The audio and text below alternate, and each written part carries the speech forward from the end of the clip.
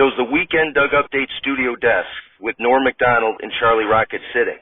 Pardo, it's Weekend Doug Update with Norm Macdonald and Charlie Rocket. Macdonald, aliens were discovered earlier this week by NASA. However, they were quickly canceled as they were unvaccinated and believed there were only two genders. Rocket, former President Trump was subpoenaed by the January 6th committee. Meanwhile, the January 7th committee is suing him for alimony. Macdonald, a recent poll found that both 69% of Republicans as well as 69% of Democrats think that democracy is on the brink of collapse. The two groups then put each other's genitals in their mouths. To talk more about the pending doom of democracy is Buck Henry. Buck shows Buck Henry sitting at the desk in a white tunic who says, Norm, I'm not Buck Henry. I'm the ancient Greek founder of democracy, Clisthenes. Clisthenes himself comes out and sits next to Henry. Applause, applause, applause. Macdonald, actually, Buck, I was able to book the actual Clisthenes. I probably should have let you know. Anyway, why don't you two both tell us about the doom of democracy? Henry, well, I'll say Trump and all of his Trumpers are to blame for the doom of democracy because they won't accept the results of a fair election, and any assertion to the contrary is falsely claimed without evidence. Clisthenes, I'm not quite sure why you gentlemen are referring to your current political structure as a democracy in the first place.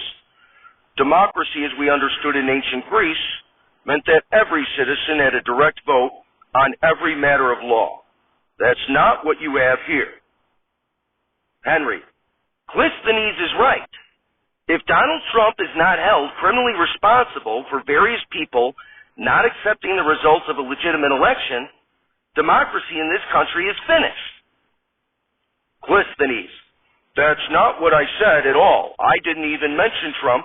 I'm merely saying that the modern America media throws around the word democracy like it was a discus, when instead the citizens of America actually instead vote on whom to send as a representative for themselves, as opposed to actually voting on laws directly, as would be the case in a democracy. Henry, that's a fair point, Clisthenes. People who don't believe the election was legitimate should have their freedom of speech taken from them, lest they destroy democracy. Clisthenes, I spent all this time learning English, and yet you still don't understand what I'm saying. I'm not taking any position regarding your last election. I'm merely trying to point out that America is not a democracy, but instead is a republic. Henry takes off his glasses angrily, turns to Clisthenes and yells, I'm sorry, did you just call me a Republican? Clisthenes, no, I said America is a republic. The people in America don't vote on legislation directly, as they would in a democracy. Instead, they vote on which of two egomaniacs to send to Congress to grip the taxpayers of their hard-earned money in order to distribute it to themselves and the people who pay for them to be there. Henry, well, Norm, it looks like there's one thing Clisty and I here agree on. There is no democracy in this country thanks to Donald Trump. Clisthenes, regardless of Trump, you literally do not have a democracy. Macdonald, Buck Henry, and Clisthenes, everybody. Applause, applause, applause. Rocket. New footage shows House Speaker Nancy Pelosi on January 6th threatening to punch Donald Trump out. Incidentally, her husband was caught saying the same thing on his DUI dashcam video. Macdonald, now to speak a little bit about what she said on film is Speaker Nancy Pelosi.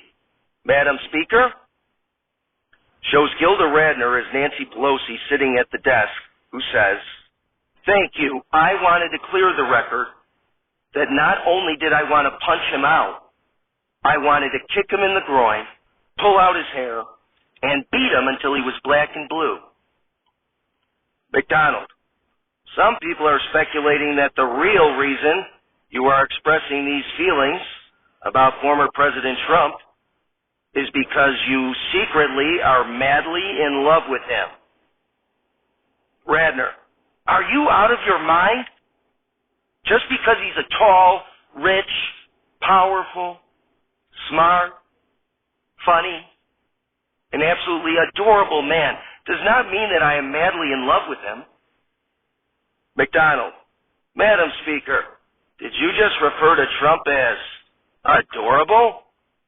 Radner, look, just because every time he smirks, it melts my heart, and just because every time he speaks I become very, well, let's just say lubricated, does not in any way mean that I desperately want to have his babies. McDonald, I didn't say anything about you having his babies. Radner, wouldn't our babies be so cute, though? The boys with that beautiful orange hair, the girls with their aggressive partisanship, they would be absolutely beautiful children. Oh, my. I better be going.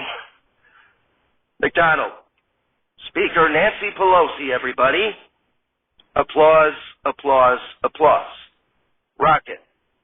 A wrongful death suit was filed by the family of LAPD officer Houston Tipping, who was killed during a training exercise after allegedly investigating and filing reports on other officers who allegedly gang raped a woman. Mainstream media considered making this a bigger story. However, their overlords, 20-somethings who go to community college and post on social media, advise them against it. McDonald, future attorney Kim Kardashian settled charges brought by the SEC for her touting of a cryptocurrency without disclosing that she received money for the promotion. The victims of the tragedy, 3 morons living in the mountains who bizarrely assumed Kardashian would promote something for free, were relieved that justice was served. Rocket. SEC Chair Gary Gensler said, this case is a reminder that when celebrities or influencers endorse investment opportunities, including crypto asset securities, it doesn't mean that those investment products are right for all investors. Again, she was charged for not disclosing that she was paid to promote the security, not that she knowingly led investors into a bad investment, meaning that the SEC shook Ms. Kardashian down for over $1 million because some investors hypothetically could have bought the security without realizing that Kim was being paid to endorse it.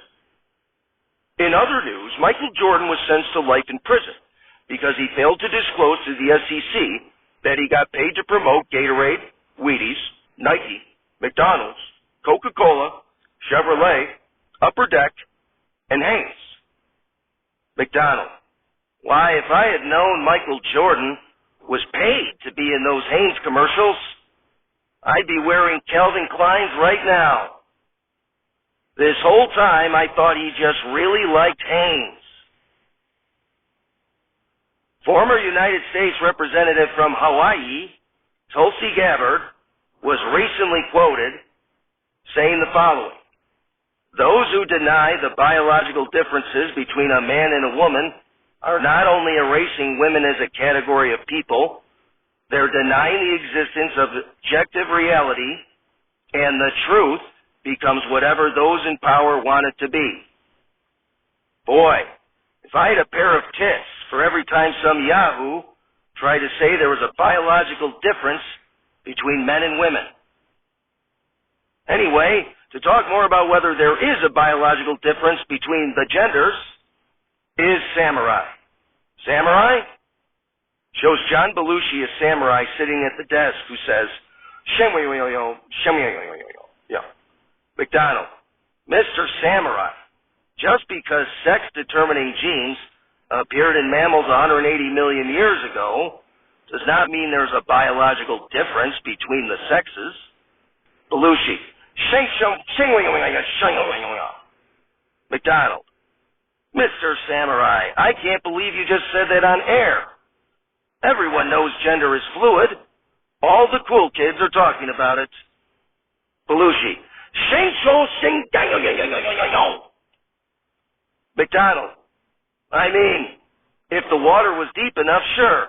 I'd jump off a bridge with them. Belushi stands up, takes out his katana, and says, Shing shou yo yo yo yo yo shing yo yo yo. McDonald. You're starting to scare me, Mr. Samurai. It's 2022. You can't just say out loud that only women can get pregnant. Belushi begins to destroy the set behind him with the katana while screaming.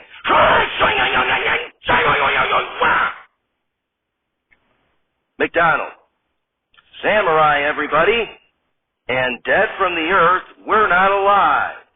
It's Saturday Not Alive, starring John Belushi, Chris Farley, Phil Hartman, Jen Hooks, Norm MacDonald, Gilda Radner, Denitra Vance, and many other special deceased contributors.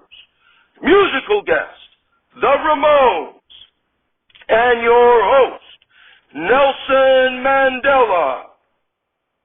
Everybody, Nelson Mandela. Applause, applause, applause. Mandela. Thank you, thank you. I was once a lawyer working in Johannesburg, South Africa. My life changed forever when I was 26, when the all-white National Party in South Africa established apartheid, a segregation system that privileged whites. I committed myself to overthrowing this inhumane government.